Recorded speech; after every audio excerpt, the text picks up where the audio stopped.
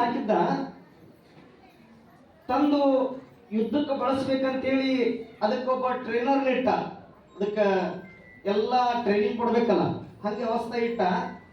ಕುದುರೆ ಕುಂಟ ಕೈತು ಬಿಡ್ತೀವಿ. ಕುದುರೆ ಕುಂಟ ಕೈತು ನಾಡಿನ ಎಲ್ಲ ವೈದ್ಯರನ್ನ ಕರೆಸಿ ಅದಕ್ಕೆ ಉಪಚಾರ ಮಾಡಿಸಿದ್ರು ಕೂಡ ಕುದುರೆ ಕುಂಟೋದನ್ನು ಬಿಡಲಿಲ್ಲ. ಏನ್ ಮಾಡೋದು? ಆ ಕುದುರೆ ಮಹತ್ವ ಬಹಳ ಐತಿ, ಅದ್ರ ಉಪಯೋಗ ಬಹಳ ಆಗ್ಬೇಕಾಗೈತಿ. ಏನ್ ಮಾಡೋದಪ್ಪ ಅಂತ ವಿಚಾರ ಮಾಡಿದಾಗ ಅಲ್ಲಿಗೆ ನಮ್ಮ ಅಜ್ಜವರದಲ್ಲಿಗ ಹಿಂಗ ಒಬ್ಬ ಜ್ಞಾನಿಗಳು ಪರಮ ತಪಸ್ವಿಗಳು ಅಲ್ಲಿ ಬಂದ್ರು. ರಾಜನ ಸ್ವತಃ ಹೋಗಿ ಕುದುರೆ ತಗೊಂಡು ಹೋಗಿ ಆ ಪೂಜ್ಯರಿಗೆ ನಮಸ್ಕಾರ ಮಾಡಿ, ಯಪ್ಪ ಎಲ್ಲ ವೈದ್ಯೋಪಚಾರ ಮಾಡಿಸಿನಿ, ಕುದುರೆ ಮಾತ್ರ ಕುಂಟಾಕ ಹಡ್ಡೈತಿ, ಆರಾಮಾಗಲ್ದು, ನಿಮ್ಮ ಆಶೀರ್ವಾದ ಆಗ್ಬೇಕು, ಏನ್ ಮಾಡ್ತೀರಾ ಮಾಡ್ರಿ, ಕುದುರೆ ಕುಂಟಬಾರ್ದು, ಚಂದ ಓಡ್ಬೇಕದು, ಆಶೀರ್ವಾದ ಮಾಡ್ರಿ ಅಂತ ಕೇಳ್ಕೊಂಡ ರಾಜನೇ. ಅವಾಗ ಅಜ್ಜವರು ಅದನ್ನು ನೋಡಿ ಏನಂದ್ರು ಗೊತ್ತಾ?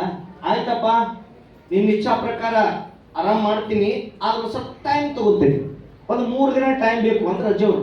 ಬುದ್ಧಿ 30 ದಿನ ತಗೋರಿ ನೀವು, ಆದ್ರೆ ನಾನು ಕುದುರೆ ಕುಂಟಬಾರ್ದು, ಆರಾಮ ಚಲೋ ಆಗ್ಬೇಕು, ಓಡ್ಬೇಕು. ಯಾಕಾಗಂತ ಹೇಳಿ ಅಜ್ಜವರು ಆ ಕುದುರೆಯನ್ನ ಅಲ್ಲಿ ಮುಂದೆ ನಿಂದಿಸಿದ್ರಲ್ಲ, ತಮ್ಮ 2 ಹುಬ್ಬುಗಳ ಮಧ್ಯೆ ಜ್ಞಾನದ ಕಣ್ಣು ಇರ್ತೈತಲ್ಲ, ಅದಕ್ಕೊಂದು ಬಳ್ಳು ಹಚ್ಕೊಂಡು ಹಿಂಗ 1 ನಿಮಿಷ ನೋಡಿದ್ರಿ. 3 ದಿನ ಟೈಮ್ ಕೇಳಿದ್ರಲ್ಲ ಅಜ್ಜರು, ಕೇವಲ 3 ನಿಮಿಷದ ಒಳಗನ ಆ ಕುದುರೆ ಏನಾಗೈತೆ ಅನ್ನೋದು ಗೊತ್ತಾಗ್ಬಿಡ್ತ ಅವ್ರಿಗೆ, ದಿವ್ಯ ದೃಷ್ಟಿಗೆ ಗೊತ್ತಾಗಿ ಹೇಳ್ತಾರೆ, ಮಹಾರಾಜ್ ಬೈ ಹಾಕ್ರಿ ಬುದ್ಧಿ, 3 ದಿನ ಟೈಮ್ ಏನ್ ಬಿಡಪ್ಪ, ಈ ಸದ್ಯಕ್ಕೆ ಗೊತ್ತಾಗ್ಬಿಟ್ಟೈತಿ, ನಿನ್ನ ಕುದುರೆಗೆ ಏನಾಗೈತೆ ಅನ್ನೋದು ಗೊತ್ತಾಗೈತಿ, ಅದು ಯಾಕೆ ಕುಂಟು ಮಾಡೋದನ್ನು ಹಂಗ ನಾ ಮಾಡ್ತೀನಿ ಅಂದ್ರು. ಬುದ್ಧಿ ಮೊದಲು ಹೇಳ್ರಿ ಅಂತ.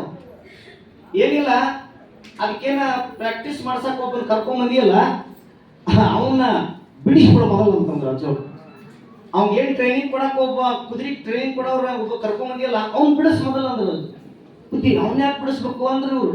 ರಾಜ ಅವ್ನ ಯಾಕೆ ಬಿಡಿಸ್ಬೇಕ್ರಿ, ಅವ್ನ ಟ್ರೈನಿಂಗ್ ಕೊಡ್ತಾನ ಅಂದಾಗ ಅಜ್ಜವ್ರು ಹೇಳಿದ್ರು, ಲೇ ತಮ್ಮ, ಅವೇನ ಕುದುರೆಗೆ ಟ್ರೈನಿಂಗ್ ಕೊಡಕತ್ತಾನಲ್ಲ, ಅವ ಕುಂಟದನ, ಅವ ಕುಂತ್ಕೊಂತ ಅಡ್ಡಾಡುವಂತ ಕುದುರೆ ಹಿಂಗ ಅಡ್ಡಾಡ್ಬೇಕಂತ ತಿಳ್ಕೊಂಡು ಕುದುರೆ ಕುಂಟಾಕತ್ತಿತ್ತು. ಅದ್ರ ಸಂಬಂಧ ಅವ್ನ ಬಿಡಿಸು ಚಲೋ ದಡ್ಡಕ್ಕಿಂತ ಅವ್ನು ಕರ್ಕೊಂಡು ಹಚ್ಚದಕ್ಕೆ ಅಂದಾಗ ರಾಜ ಆಗಿದ್ದಾಗ ಕುಂಟ ಟ್ರೈನರ್ನ ಬಿಡಿಸಿ ಒಬ್ಬ ಚಲೋ ವ್ಯಕ್ತಿನ ಅದಕ್ಕೆ ಟ್ರೈನಿಂಗ್ ಕೊಡಕ್ ಇಟ್ನಲ್ಲ ಕುದುರೆ, ಅವ ಚಲೋ ವ್ಯಕ್ತಿ ಆಕ್ಟಿವ್ ಇದ್ದವ ವ್ಯಕ್ತಿ ಅವ ಹೆಂಗ